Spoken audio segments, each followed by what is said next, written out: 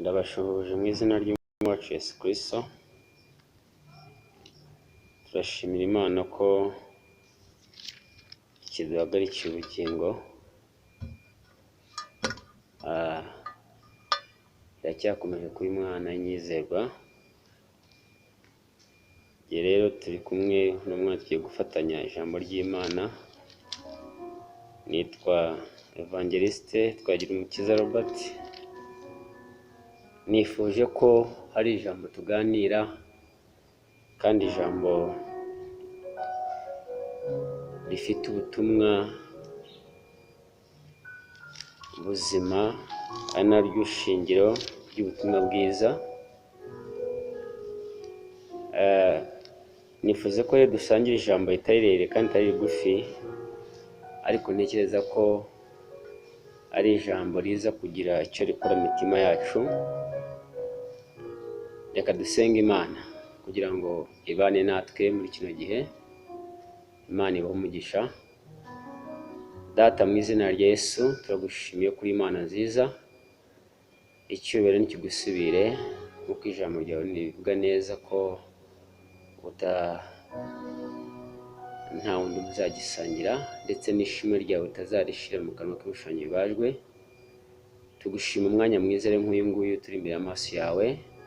Tuguhaye ikaze Mwuka Wera ngo udusobanure. Tuguhaye ikaze ubwami bw'Imana ngo udusobanurire ijambo ryawe nyagura ku ngoma rikuri ku mitima kandi rihinduye benshi, maze nk'Imana wigaragaze muri byinshi, kuko uri Imana igica mu ijambo ryawe ukemeza imitima y'ubwoko bwawe. Ngaho ngwino ubaye natwe muri byose. Dutangire uri Omega, dusoze uri Alpha, kandi tuguhaye icyubahiro kubera ko ubikwiriye nk'Imana, mu izina rya Yesu, amen.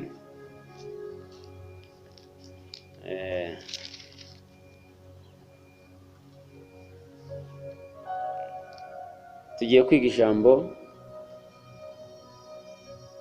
dusanga mu magambo magufi avuga ngo ese waba uri igikoresho ki kandi gifitiye nyiracyo umumaro? Hano mu buzima busanzwe tubona ibikoresho byinshi. Hari ibikoresho bifite umumaro kandi bifitiye umumaro ba nyirabyo. Hari n'ibikoresho bidafite umumaro, mu yandi magambo bidashobora kuzanwa cyangwa se bidashobora gutegurwa aho amaso y'abantu cyangwa abantu nyamwinshi babona. Iyo tugiye mu mazu yacu dutuyemo, twiyubakiye cyangwa se dukodesha, harimo ibikoresho bitandukanye. Hari ibikoresho dutegura mu cyumba cy'uruganiriro, aho ndavuga muri salo. Hari n'ibikoresho dutegura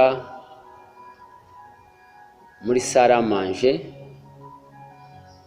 iyo abashyitsi bagusuye biteguye ushaka kubazimanira. Hari ibikoresho udashobora gutegura muri sale à manger, ariko kandi hari n'ibikoresho ushobora gutegura. Reka tugaruke mu cyumba cy'uruganiriro cyangwa se muri salo, aba ariho duhera. Muri salo tuhasanga ibintu byinshi bihateguye. Harimo intebe nziza, harimo wenda utubati twiza, na cyane ko ubu ngubu abantu basigaye barigeze mu iterambere rihambaye, nta bantu bagitegura utubati muri za salo, ariko kandi bitavuze ko hatari ababikora. Tuhasanga amarido meza, tuhasanga televiziyo, tuhasanga n'ibindi byinshi bitewe n'uko umuntu yateguye salo ye, kuko burya ibintu birimbisha salo cyangwa se icyumba cy'uruganiriro. Ariko mu by'ukuri ibyo bintu yasize muri salo ni ibintu bimufasha kwakira abantu. Ushobora kwakira umushyitsi akicara mukaganira, akavuga ati wawu, iki cyumba cy'uruganiriro cyangwa se salo iteguye neza. Harimo intebe nziza, amarido ajyanye na ziriya ntebe zirimo, amarido asa n'intebe cyangwa se intebe zisa n'amarido. Mbese ugasanga umuntu yateguye ibintu byiza by'icyubahiro. Twavuze ngo ese waba uri igikoresho ki gifitiye nyiracyo umumaro? tugiye gufatanya ijambo ry'Imana hano dusanga muri Timoteyo cyangwa se urwandiko rwa kabiri rwandikiwe Timoteyo, ibice byaho 2:20. Mbere yuko nsobanura byose tuvuze haruguru, reka tubanze dusome ijambo ry'Imana. Umurongo wa 20 avuga ngo mu nzu y'inyumba ngo ntihabamo ibintu by'izahabu n'iby'ifeza gusa, ahubwo habamo n'iby'ibiti n'iby'ibumba, kandi bimwe babikoresha iby'icyubahiro, naho ibindi bakabikoresha ibiteye isoni.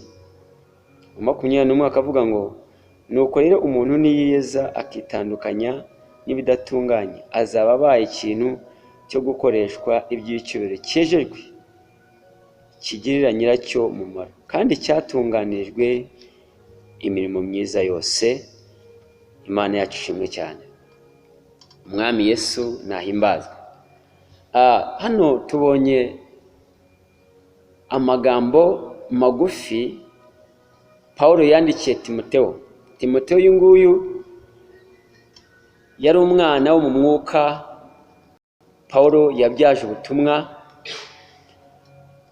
amubwira amagambo menshi, ariko kugira ngo abashe gukomeza Timoteyo abe umuntu cyangwa se azavemo igikoresho kigaragara gifatika gifitiye nyiracyo umumaro, Imana ibona ikishimira Paulo nk'umwana we yabyaje ubutumwa bwiza, asanga ari byiza ko kandi bikwiye ko amwandikira amagambo amutegura cyangwa se amutyariza kuzaba igikoresho cyiza cyo gukoresha iby'icyubahiro, kigirira nyiracyo umumaro, gifitiye Imana akamaro. Atera amagambo kugira ngo rero ngo mu nzu y'inyuma ngo habamo ng'ibintu cyangwa se habamo ibikoresho byinshi, habamo iby'izahabu, habamo n'iby'ibiti. Ariko mu by'ukuri ibyo bikoresho byose si uko babitegura mu cyumba cy'uruganiriro. Mu cyumba cy'uruganiriro uko twavuze haruguru, harimo ibintu biteguye, harimo ayo marido meza twavuze, n'izo ntebe nziza rimwe na rimwe ziba zisa n'amarido cyangwa se amarido asa n'intebe, harimo amateleviziyo, harimo utubati, harimo n'ibindi nawe uzi utegura mu nzu iwawe ubamo. Ariko ntabwo ushobora kuzana inzembe cyangwa se inshinge, ntabwo ushobora kuzana urundi rugero natanga n'uruhe, ntabwo ushobora kuzana mu bantu bakunda guteka bakoresha amakara, ntabwo ushobora kuzana akadobo uhahishamo cyangwa se uguriramo amakara ngo ugategure muri salo, ugategure ku meza. Ntabwo ushobora kuzana inkweto zitogeje. Inkweto burya zigira ahantu zibikwa, ntabwo zibikwa muri salo. Ibyo rero ni ibintu bigaragara ngaho bidufasha mu buzima bwa buri munsi, ariko udashobora kuzana ngo bitegure mu cyumba cy'uruganiriro. Impamvu bashyiramo ziriya ntebe n'utubati na televiziyo ni iyihe? Nuko biriya bintu ni ibintu byo gukoreshwa iby'icyubahiro. Niyo umuntu ahageze aravuga ati okay, ndabona baraguze televiziyo nziza, waguze flat nziza, cyangwa se waguze intebe nziza, inzu yawe iteguye neza, imamarido neza, birasa neza, akavaho ngaho ndetse afashe umwanzuro cyangwa se hari isomo asa nawe yakoze urugendo shuri rwo kukwigiraho uburyo wateguye salo yawe, nawe akagenda akabikora iwe. Kuki se abikora iwe? Nuko yasanze biriya bintu wateguye muri salo yawe, mu cyumba cy'uruganiriro rwawe, ari ibintu byiza by'icyubahiro byo guhesha nyiri iyo nzu icyubahiro, ndetse n'abaje bamusanga bamusura, inshuti n'abavandimwe babibona bakabona ko ari ibintu by'icyubahiro byo gukoresha iby'icyubahiro. Rero niyo mpamvu Paulo yabwiye Timoteyo amubwira ngo mu nzu y'inyumba, inzu y'inyumba ni inzu n'ayamaze tubamo, ngo habamo ibikoresho byinshi, habamo iby'izahabu n'iby'ibiti. Ahangaha Paulo ashaka kubwira Timoteyo amubwira ngo ashatse yahitamo kuba igikoresho cy'izahabu cyo gukoreshwa ibintu byiza. Izahabu abantu barayihiga, barayishaka, barayicukura. Ibihugu bimwe na bimwe bifite bene ayo mabuye y'agaciro baracukura. Izo zahabu, za koruta, za diyama, ni ibintu by'agaciro bacukura bishobora kugirira nyirabyo uwabicukuye umumaro. Urugero, wacukuye zahabu cyangwa se ari korota cyangwa se ari diyama, urabijyana ukabigurisha ukabona amafaranga wifuzaga yo gukemura ibibazo ufite, cyangwa se yo gutuma ukora bizinesi runaka. Ugasanga umuntu baramwita umuherwe, nyamara yahereye muri kwa gucukura ya zahabu, yahereye muri kwa gucukura ya diyama. Pawulo rero abwira Timoteyo, amubwira ngo ushatse, yamubwira ibintu bibiri, amubwira iby'izahabu, amubwira n'ibikoresho bikozwe mu biti. Ariko mu by'ukuri yashaka kumubwira cyangwa se kumuhitishamo ngo amubwire ngo ushoboye, ushatse, wahitamo kuba izahabu nziza ikoreshwa iby'icyubahiro. Izahabu iyo bagiye kuyitunganya bayicisha mu ruganda kugira ngo ize isa neza, yabaye igikoresho cyiza, abayishaka ku isoko ry'umurimo cyangwa se ku isoko aho bayijyanye bayibona bakabona irasa neza, bagahitamo kuyifata bakayikoresha ibyo bifuza kuyikoresha. Umutwe w'amagambo wavuze ngo wabura igikoresho cye gifitiye nyiracyo umumaro, wabura igikoresho cy'icyubahiro nyabaki gifitiye nyiracyo umumaro. Nagira ngo witekerezeho urebe, se uri igikoresho Imana yishimira? Ese waba uri izahabu? Ese waba uri igikenyeri? Ese waba uri igikoresho kibajwe mu biti? Ese waba uri igikoresho nyabaki? Yesu ashimwe cyane. Ngo mu nzu y'inyumba, reka tubisubiremo, ngo ntihabamo ibintu by'izahabu n'iby'ifeza gusa, ngo ahubwo habamo n'iby'ibiti n'iby'ibumba, ngo kandi bimwe babikoresha iby'icyubahiro, naho ibindi bakabikoresha ibiteye isoni. Wabyumvishe? Mu nzu y'inyumba ntabwo habamo ibikoresho by'izahabu n'ifeza gusa, ahubwo ngo habamo n'iby'ibiti n'iby'ibumba. Yesu ashimwe cyane. Izi mbabura dukoresha mu buzima bwa buri munsi mu mago yacu, ntabwo imbabura wayifata ngo uyitegure muri salo cyangwa se uyibike muri salo, ifite ahantu ibikwa.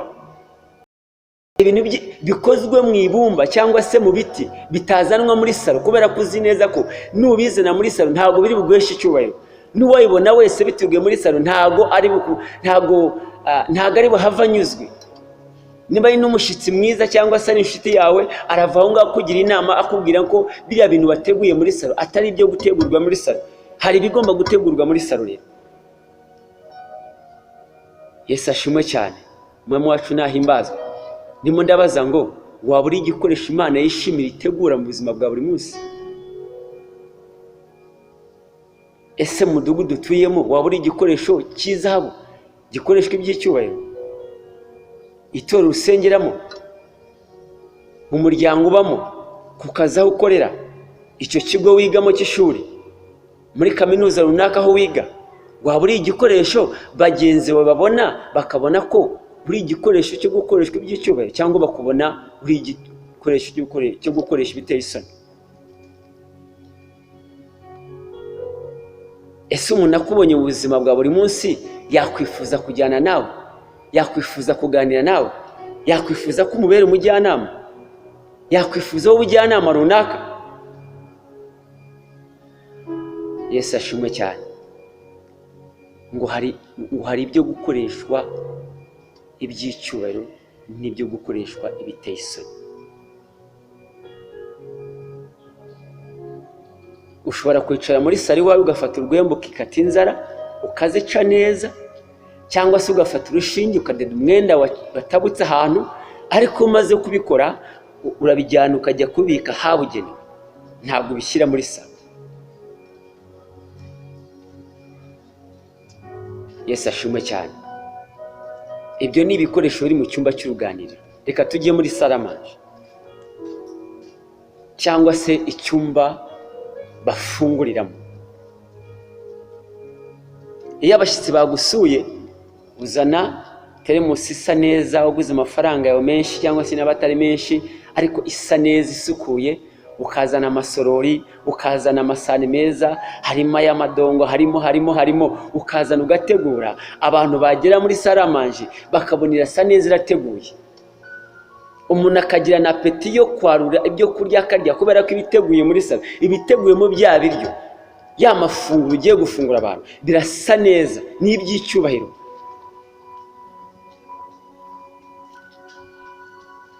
Yesu ashimwe cyane. Haleluya.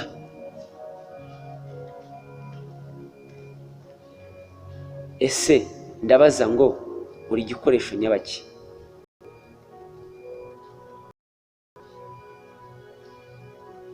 Uri igikoresho nyabaki aho ugenda? Uri igikoresho nyabaki aho utuye muri quartier? Uri igikoresho nyabaki aho utuye mu gipangu utuyemo? Ushobora kuba uturanyemo n'abantu n'imiryango irenze umwe cyangwa irenze ibiri, ariko uri igikoresho nyabaki muri icyo gipangu? Uri igikoresho nyabaki ukorera? Ese nuramuka wimutse muri uwo mudugudu cyangwa muri icyo gipangu, wasiga nk'uruki?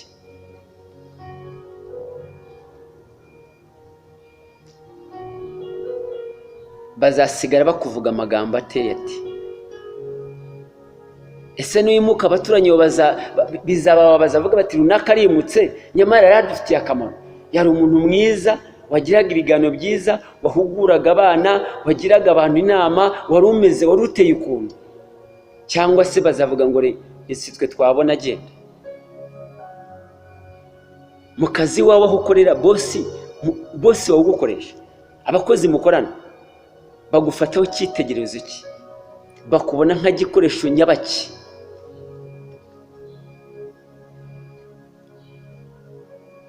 Akwishura aho wiga bakubona nk'umunyeshuri uhagaze, uri intangarugero, uri exemplaire.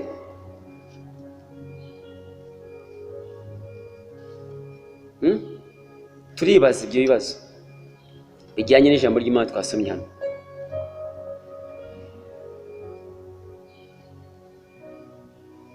Bibiliya yatubwiye ngo nyamara ngo umuntu niyiyeza, ngo umuntu niyiyeze. Ku murongo wa 21 ngo nuko rero umuntu niyiyeza akitandukanya n'ibidakwiriye cyangwa se n'ibidatunganye, ngo azaba abaye ikintu cyo gukoresha icyubahiro, cyejejwe, kigirira nyiracyo umumaro, kandi cyatunganijwe imirimo myiza yose.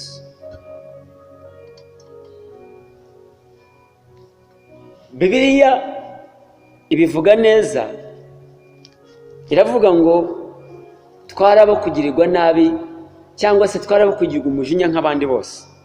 Bivuga ngo nta keza twari dufite kadukomokagaho katumye Imana itanga umwana w'ikinege kugira ngo aze mu isi kudupfira, yitange, yemere ajye ku musaraba, bamubambe ku nzira nyabagendwa, kugira ngo njyewe uwari umunyabyaha, uwasaga uko nshaka, abashe kunkurayo angira umwana. Ndetse se yaravuze ngo Yesu ashimwe cyane, aravuga ngo abamwemeye bose ngo yabahaye ubushobozi bwo kwitwa abana b'Imana. Nagira ngo nkwibutsanga ko hari abantu b'Imana akaba n'abana b'Imana. Uwahisemo kuba umwana w'Imana ni nawe wahisemo kuba igikoresho kizima cyo gukoreshwa iby'icyubahiro. Mu buzima busanzwe mu bihugu bitandukanye, nta gihugu kitagira umuyobora. Buri gihugu cyose gifite perezida, ariko icyo gihugu nubwo gifite perezida gifite n'abaturage bagituye, ariko muri abo baturage bagituye harimo n'abana b'umwami uyoboye icyo gihugu cyangwa abaperezida uyoboye icyo gihugu. Iyo bagiye gushaka umwami cyangwa se gushaka perezida, abaturage cyangwa se umuturage runaka ushaka serivisi kuri perezida, wenda yarenganijwe akeneye ko bamurenganura, najya gushaka perezida hari umurongo adagomba kunyuraho cyangwa se atagomba kurenga batabanje kumusaka. Hari akagozi atagomba kurenga, hari bariyeri atagomba kurenga batabanje kumusaka. barabanza bamaze amakuru, witwa nde, uturutse mu kahe karere, uturutse mu mudugudu, uturutse mu ntara, uri mwene nde. Bamubaza ibibazo bitandukanye byo kugira ngo bamenye se uno muntu koko ushaka perezida, ushaka umwami runaka koko ni muntu ki. Ariko umwana w'umwami cyangwa umwana wa perezida ntabwo bamubaza ibyo bibazo, araza bagakingura akinjira. Ni ukubera iki bakingura? Ni uko ari umwana. Igihugu gituwe n'abaturage ariko harimo n'abana. Natwe rero dutuye mu isi, ariko nubwo tugenda dutuye mu isi tuyikoramo byinshi bitandukanye. Tuyikoramo ubucuruzi, tuyigiramo, tuyirereramo, tuyibyayiramo, mbese dukora ibintu bitandukanye. Ariko nubwo dukora ibyo ngibyo, turi abana b'Imana. Dufite uburenganzira bwo kuza imbere y'Imana, ntabwo badufite, mbese nta mpungenge dufite, kubera ko turi imbere y'Imana. Twamaze guhabwa ubwo burenganzira bwo kwitwa abana b'Imana, ntabwo tukiri abantu b'Imana. Icyo ngusaba ni iki? Tuba ngo uve ku rwego rwo kwitwa umuntu w'Imana, uhinduke umwana w'Imana. Nuhinduka umwana w'Imana, uzaba ubaye igikoresho cy'icyubahiro cyo gukoreshwa iby'icyubahiro. Ngo nukore umuntu niyeza akitandukanya n'ibidatunganye, azaba abaye igikoresho cyiza cyo gukoreshwa iby'icyubahiro, ngo kigira nyiracyo umumaro, ngo cyatunganiwe, cyerejwe gukora imirimo myiza yose. Ese ubu ngubu Imana ikubonye ngo si ikureba, ibona uri umuntu wo gukoreshwa imirimo y'icyubahiro? Ese Imana yagutambukana? Imana yagutambukana ikakwishimana, ikavuga iti uyu ni umwana wanjye,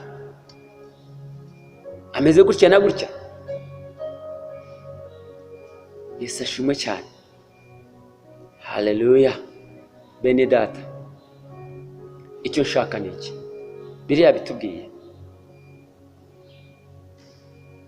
mureke tube ibikoresho byiza byo gukoreshwa iby'icyubahiro, atari byo gukoreshwa ibiteye isoni.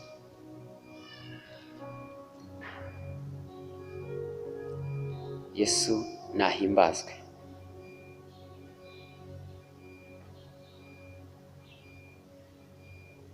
Uri mu rusengero, urasenga witwa kuri umwana w'Imana, ariko niwe murozi wa mbere. Uri mu rusengero witwa kuri umwana w'Imana, ariko niwe uteranya abavandimwe, niwe ugonganisha abantu. Uri mu rusengero witwa kuri umwana w'Imana, ariko niwe utubaha abayobozi, niwe ugambana, niwe ukora ibibi byose bikurangwaho, ariko ngo uri mu nzu y'Imana. Ese ubwo harya uri igikoresho cyo gukoreshwa iby'icyubahiro, cyangwa uri igikoresho cyo gukoreshwa ibyiza? Nagira ngo wibaze.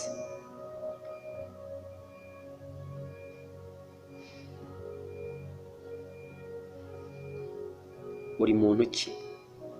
Umutwe w'amagambo watubajije ngo ese waba uri igikoresho ki cyo gukoreshwa iby'icyubahiro kigirira nyiracyo umumaro? Aho nawe bishingiye ku mutwe w'ijambo, nawe wahitamo igikoresho ukwiriye kuba.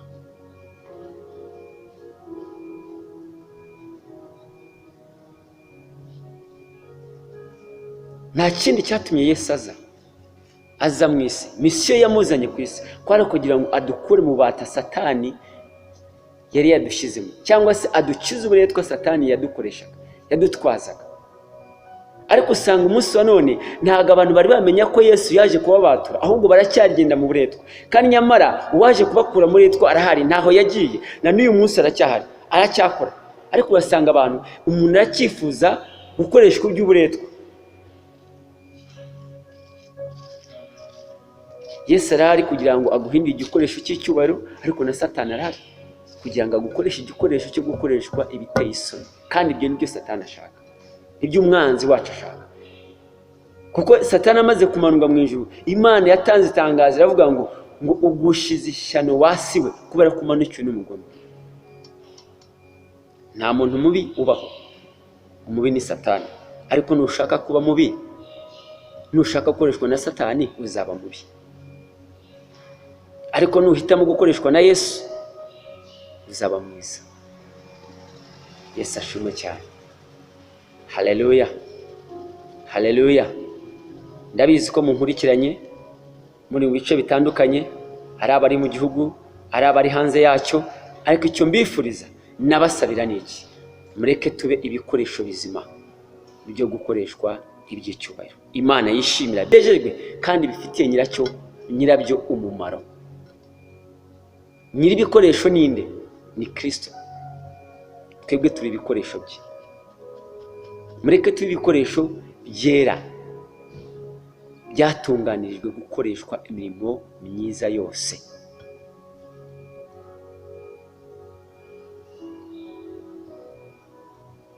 Yesu ashimwe cyane. Uri umuvugabutumwa ariko urasebanya. Umuvugabutumwa ariko ntugira kwihangana muri wowe.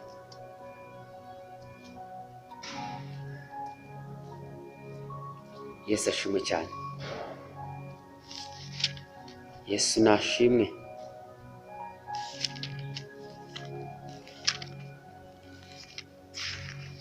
Haleluya. Uzi ukuntu urwandiko rwa kabiri rwandikiwe Petero igice cya mbere umurongo wa 5 ukuntu habivuga neza?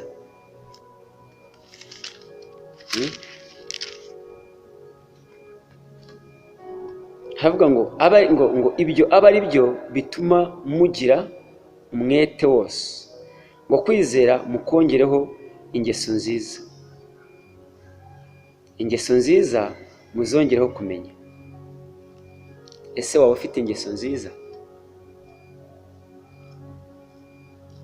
Umwana w'Imana wese hava akagera aba afite ingeso nziza.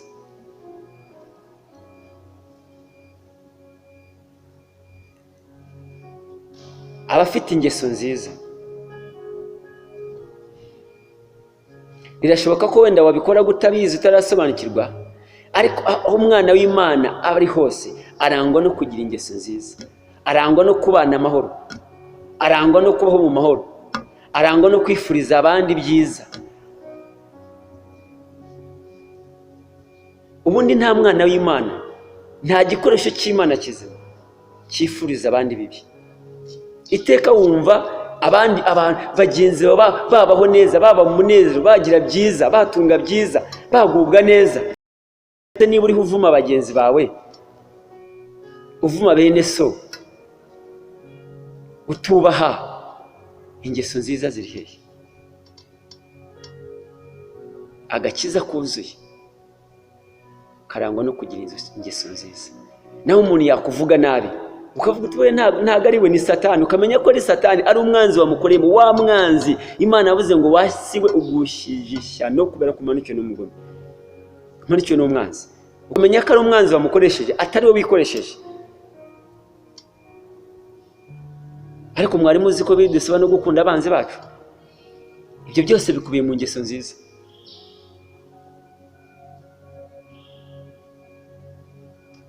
Yesu ashimwe cyane. Haleluya. Umwami Yesu nahimbazwe. Ingeso nziza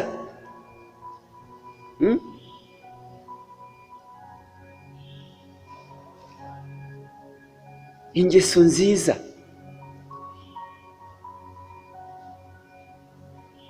Ese ufite ingeso nziza? Nta ngeso mbi bakubonaho muri quartier? Nta ngeso mbi bakubonaho ku ishuri aho wiga? Nta ngeso mbi waba ufite ku kazi aho ukorera? Ese iyo biro wicayemo nta ngeso mbi yicarenyemo? Urwo ruganda ukoreramo nta ngeso mbi ufite zakubase, zakunaniye?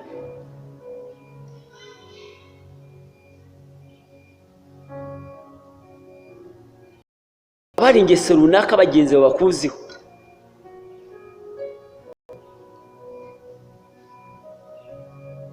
idahwitse. Ariko icyo ngusabira mwene data, mureke twamenye Kristo. Biravuga ngo urubanza ruzahera mu b'inzu y'Imana. Niba urubanza ruzahera mu b'inzu y'Imana rero, nagira ngo ngutangarize nkubwire ngo ni wowe ruzahera. Byaba bibabaje uri mu nzu y'Imana ariko utari igikoresho kizima cyo gukoresha iby'icyubahiro. Imana itakubonamo nk'igikoresho kizima yakoresha iby'icyubahiro. Uri mu nzu y'Imana, uri umuririmbyi, uri umuvugabutumwa, uri umwinginzi, uri umudiyakoni, uri protokole, icyo waba uri cyo cyose mu nzu y'Imana, haranira kuba igikoresho cyiza cyo gukoreshwa iby'icyubahiro. Kubera ko wibukijwe ko urubanza ruzahera mu nzu y'Imana. Igihe cyane tugezemo kirakomeye, ntabwo ari igihe cyoroshye. Tugeze aho abantu bakayutse batakigira gukiranuka muri bo, batagitinya Imana. Umuntu ntatinya gukorera Imana ngo aba anasambana. Umuntu ntatinya gukorera Imana ngo ayibangikanye n'ibindi, ayibangikanye ubwesikoro.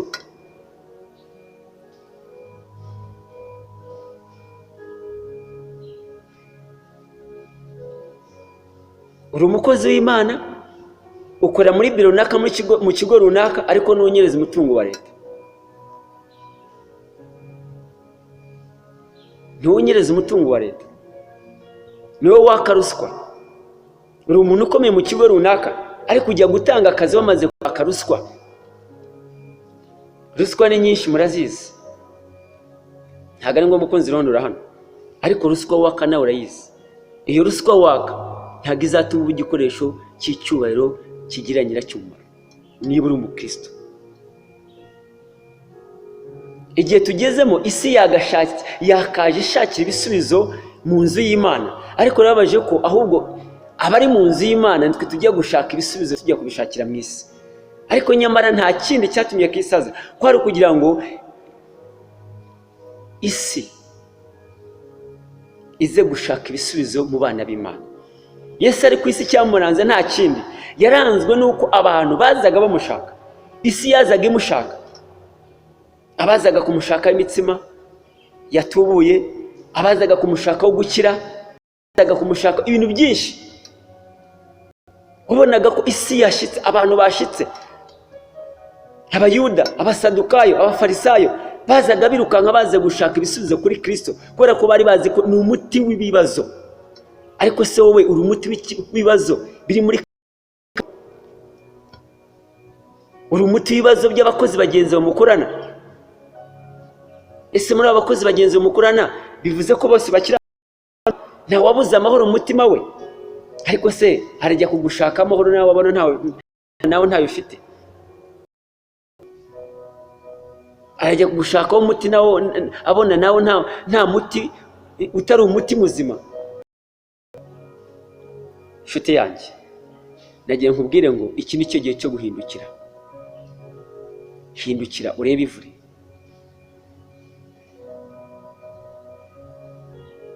Hezekiya ngarwara, igihe cyo gutanga kigeze, yari umwami w'Abisirayeli. Abisirayeli bakundaga, bemeraga. Imana imutumaho Yesaya, yambwira ngo noneho ugenda ubwire umugaragu wanjye Hezekiya ngo tegeka iby'iwawe, kubera ko utazakira ahubwo ugiye gutanga. Yane magambo ugiye gupfa, ubwami ngo ugiye kubusiga. Ariko se mwene data, twumvikana ikintu kimwe. Yesaya amaze kuvugana na Hezekiya ngo yarahindukira ibivure, arangije yibutsa Imana imirimo, arabwira ngo se ninjye kuzimu nzaguhimbarizayo. Yabwiye byinshi.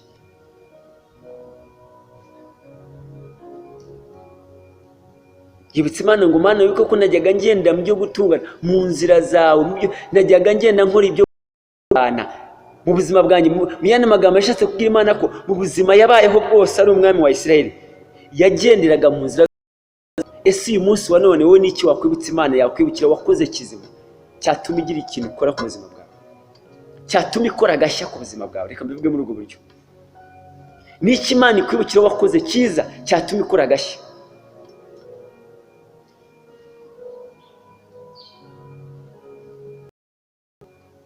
Warabwirijwe, wumvishe indirimbo, wisome Bibiliya. Niki cyatuma Imana ikwibuka? Imana yakwibukiraho wakoze cyo gutungana imbere yayo igihe umaze mu gakiza. Ushobora kuba umaze amezi ukijijwe, warakijijwe ejo, wakijijwe uyu munsi, cyangwa se ushobora kuba umaze imyaka runaka. Ushobora kuba umaze imyaka 10, ushobora kuba umaze imyaka 20, ushobora kuba umaze imyaka 15, ushobora kuba umaze imyaka, igihe cyose umaze mu gakiza, n'iki Imana yakwibukira wakoze cyatuma ikora agashya ku buzima bwawe? Niki?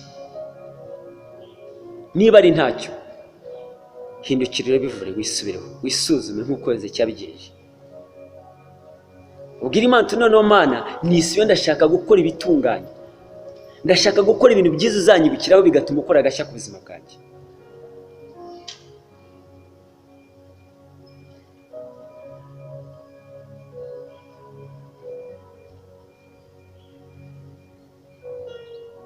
Ukeneye kuba igikoresho cyiza, kizima, cy'icyubahiro gihesha nyiracyo umumaro, cyejejwe, cyatunganyirijwe. Yesu ashimwe cyane. Cyatunganyirijwe gukora imirimo myiza yose.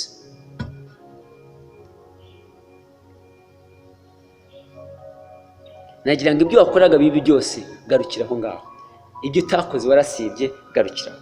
Biravuga ngo imyaka, ngo iminsi yacu yo kujijwe ngo Imana yarayirengagije. Ndagira ngo Imana yirengagize iminsi yo kujijwe kwa wagize imyaka yose itambutse. Ibibi byose wakoze warabikoze, niba utarabikoze warasibye, ariko noneho garukiraho. Ndagutangiye mu izina rya Yesu Kristo umwami wacu n'umukiza w'ubugingo bwacu. Garukiraho ngaho, hindukira, reba ivure, ihane, shaka Imana. Gushaka Imana kwawe bizatuma ikora agashya mu muryango wawe. Gushaka Imana kwawe bizatuma ikora ibihambaye.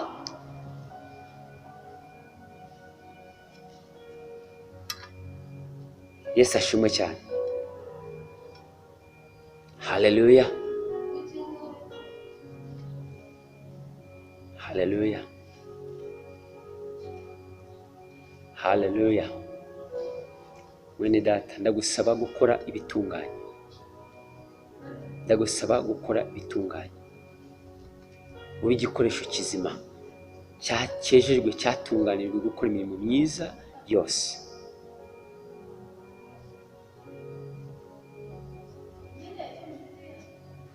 Urubanza ruzahera mu b'inzu y'Imana, urubanza ruzahera mu b'inzu y'Imana. Reka ngusabe kugira ngo wihane, uhindukire, urebe ivure, wisubiraho ibyo wakoze byose bitari byiza. Ndashaka kuba igikoresho kizima, cyejejwe, cyatunganyirijwe imirimo myiza yose.